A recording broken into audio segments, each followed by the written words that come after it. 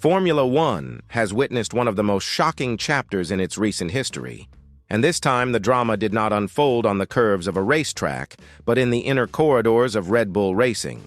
Christian Horner, the commander who led the team for 20 years and built an empire with 4 consecutive victories by Max Verstappen, has simply disappeared from the Milton Keynes structure.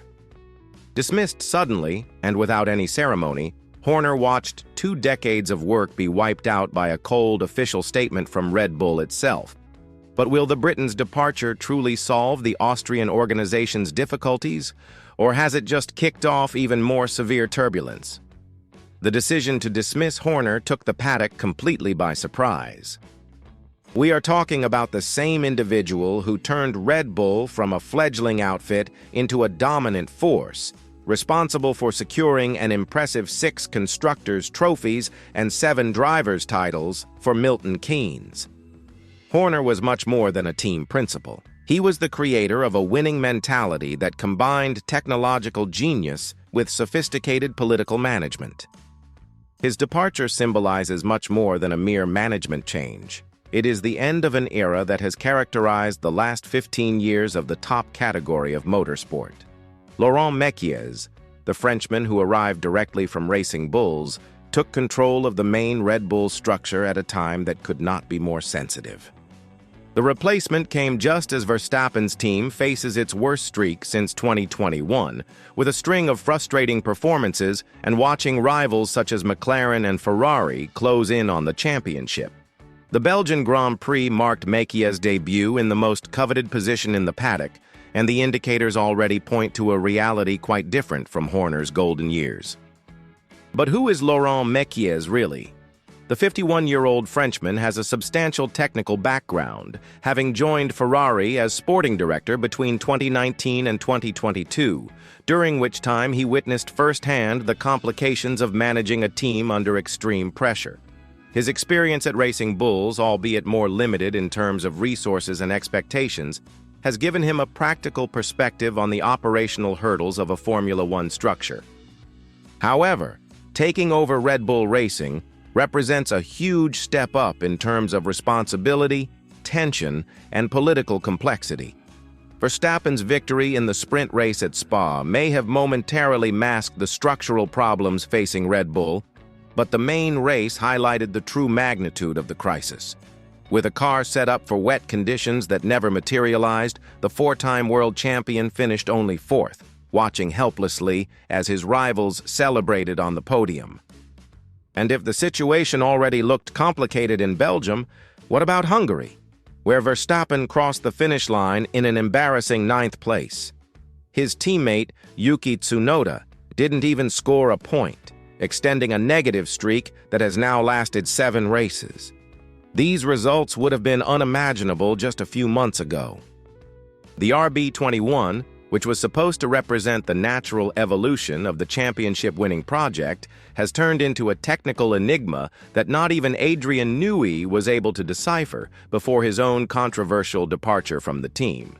The car has grip issues on low-speed circuits, aerodynamic instability in high-speed corners, and an extremely narrow tire operating window.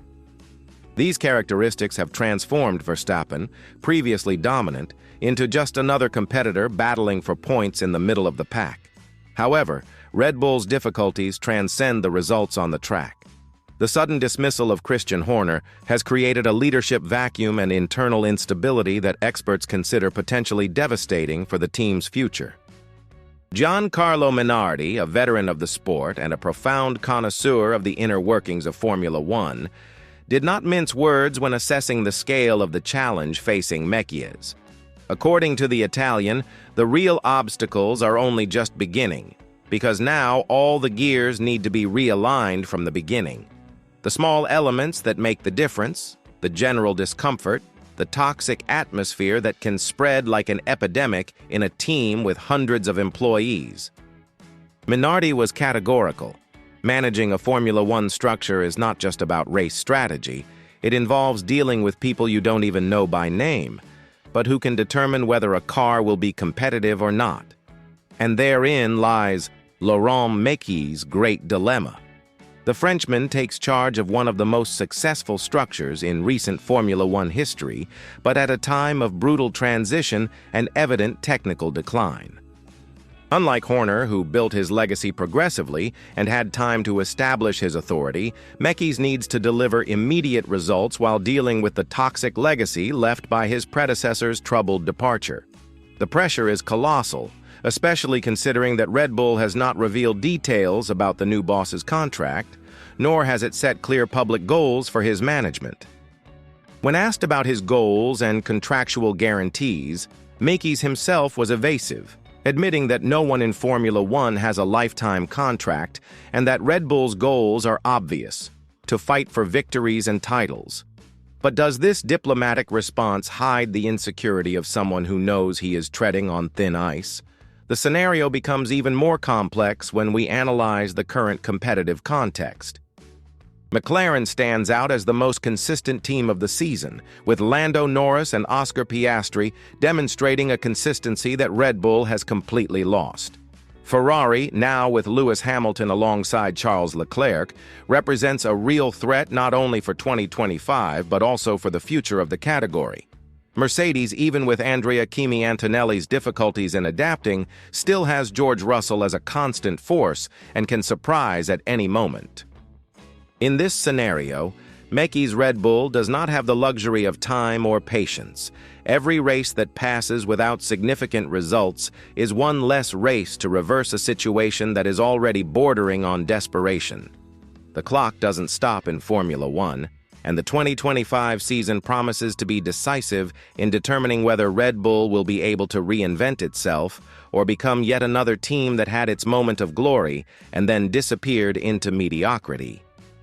The pressure on Mekies is brutal, but perhaps that is exactly what Red Bull needs to wake up from its deep slumber and get back to fighting at the front of the grid. The reality is that Christian Horner's dismissal may have been the beginning of the end of a golden era, but not necessarily the beginning of a solution.